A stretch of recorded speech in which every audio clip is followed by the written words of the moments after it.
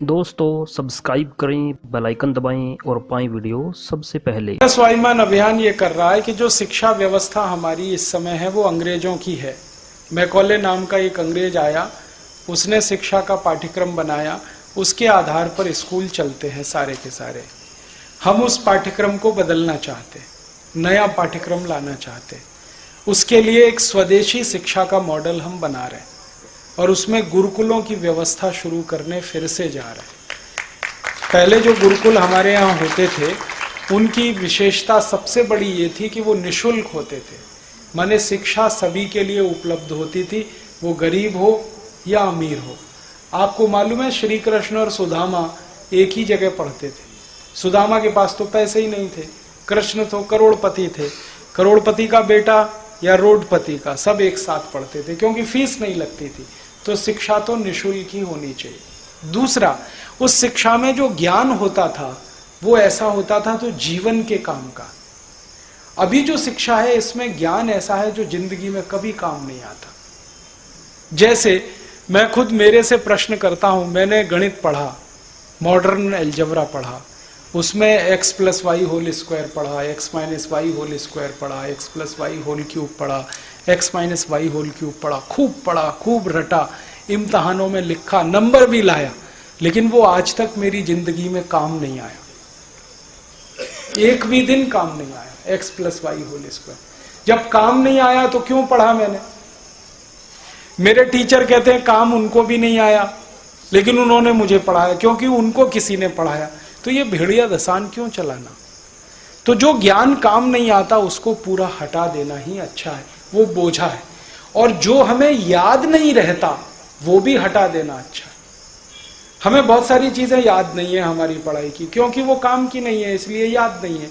जो चीजें रोज काम आती हैं वो याद रहती हैं, जो रोज काम नहीं आती वो बेकार है। तो जो याद नहीं रहने वाला वो हटा दें, जो काम का नहीं है वो हटा दें। परिणाम जानते हैं क्या होगा? 12वीं तक की शिक्षा किसी भी विद्यार्थी को 2-3 साल में ही मिल जाएगी। उसका समय बच जाएगा, उसका नॉलेज बढ़ जाएगा। और फिर प्रोफेशनल एजुकेशन में भी हम यही कर सकते हैं, इंजीनियरिंग और मेडिकल साइंस में। तो ये हम करना चाहते हैं। और हम क्या करना चाहते हैं? सारी शिक्षा मातृभाषा में या स्थानीय भाषा में, मराठी, तमिल, तेलुगु, मलयालम, कन्नड़, गुजराती, उड़िया, आसामी या हिंदी, इनमें पूरी पढ़ाई हो। अंग्रेजी बिल्कुल खत्म हो। अंग्रेजी किसी को सीखनी है भाषा के रूप में तो सीखे, जिनको विदेश जाना है, विदेश व्यापार करना है, वो अंग्रेजी सीखे। सबको मार मार के अंग्रेजी क्यों सिखाना? उससे उसका दिमाग कुंठित होता है। हमारे देश में पता है बहुत प्रतिभाशाली बच्चे हैं लेकिन अंग्रेजी में हमेशा फेल होते हैं, इसलिए आगे नहीं बढ़ पाते। उनका गणित अच्छा है, उनका फिजिक्स अच्छा है, उनका केमिस्ट्री अच्छा, अंग्रेजी खराब है। और अंग्रेजी खराब होने में हैरानी क्या है? क्योंकि अंग्रेजी हमारी भाषा नहीं है, खराब तो होनी चाहिए। हमें अंग्रेजी क्यों आनी चाहिए? इंग्लैंड में किसको हिंदी आती है जो हमें अंग्रेजी आनी चाहिए? जब वो हिंदी सीखने के लिए परेशान नहीं है तो हम अंग्रेजी सीखने के लिए क्यों मारामारी कर रहे हैं? और हम ऐसे मूर्ख लोग हैं जो अंग्रेजी का बाजा बजाते रहते हैं हमेशा, अंग्रेजी राष्ट्रभाषा, अंग्रेजी अंतर्राष्ट्रीय भाषा। दुनिया में 200 देश हैं, सबका मैंने पता कर लिया, सिर्फ 14 देशों में अंग्रेजी चलती है, बाकी कहीं नहीं चलती। फ्रांस में फ्रेंच चलती है, जर्मनी में जर्मन चलती है, स्वीडन में स्वीडिश चलती है, डेनमार्क में डेनिश चलती है, रूस में रशियन चलती है, जापान में जापानीज चलती है, चीन में चाइनीज चलती है। सब देशों की अपनी भाषाओं में शिक्षा होती है, भारत में ही अंग्रेजी चलती है। और ऐसी मूर्खतापूर्ण भाषा है जिसका कोई और छोर नहीं है। पीयूटी पुट तो बीयूटी बुट, और बीयूटी बट तो पीयूटी पट, सीयूटी कट ब्यूटी बट तो पीयूटी पट होना चाहिए कि नहीं? और अगर पीयूटी पुट है तो ब्यूटी बुट, सीयूटी कुट होना चाहिए। क्या मूर्खतापूर्ण भाषा है। अंग्रेजी में लिखते हैं चोपड़ा, CHOPARA, चोपड़ा लिखते हैं ना। अच्छा, कहीं पे CH चोपड़ा कर देते हैं, कहीं CH कोपड़ा कर देते हैं। अब कहां कर देते हैं? केमिस्ट्री लिखते हैं तो CHEMISTRY, वहां CH है, यहां CH है, यहां चोपड़ा हो गया, वहां केमिस्ट्री क्यों नहीं है? और अगर वहां केमिस्ट्री है तो यहां कोपड़ा क्यों नहीं है? कोई जवाब है? मूर्खतापूर्ण भाषा, जिसका कोई ग्रामर नहीं है, उधार लिया हुआ सारी दुनिया से, शब्द नहीं है उनके पास, सब उधार लिया हुआ है। शब्दों की इतनी कमी है अंग्रेजी में।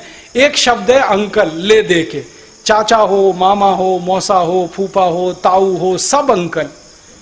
हमारे यहां हो सकते हैं चाची हो, ताई हो, मामी हो, मौसी हो, सब आंटी, क्योंकि शब्द ही नहीं है। जिस भाषा में शब्दों का इतना अकाल हो उसको हम कहें कि बड़ी अच्छी भाषा है।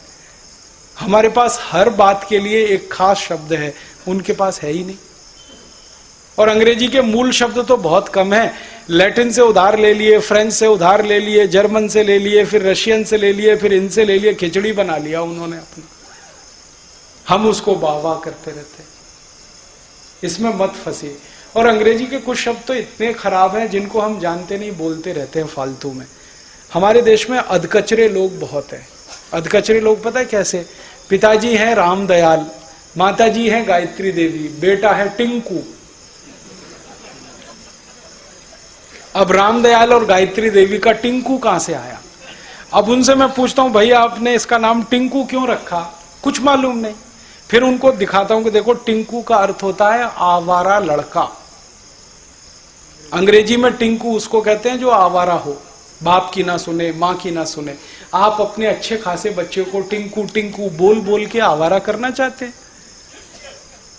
नाम रखे हुए बबली, डबली, डिंकल, ट्विंपल, पंपल, पता नहीं क्या क्या नाम, कुछ मतलब नहीं जिन नामों का। उनको रख के क्यों अपना दिमाग खराब बच्चों का करते? सब सुखी हों, सब निरोगी हों। सर्वे भवन्तु सुखिनः, सर्वे सन्तु निरामया, सर्वे भद्राणि पश्यन्तु मा कश्चित् दुःखभाग्।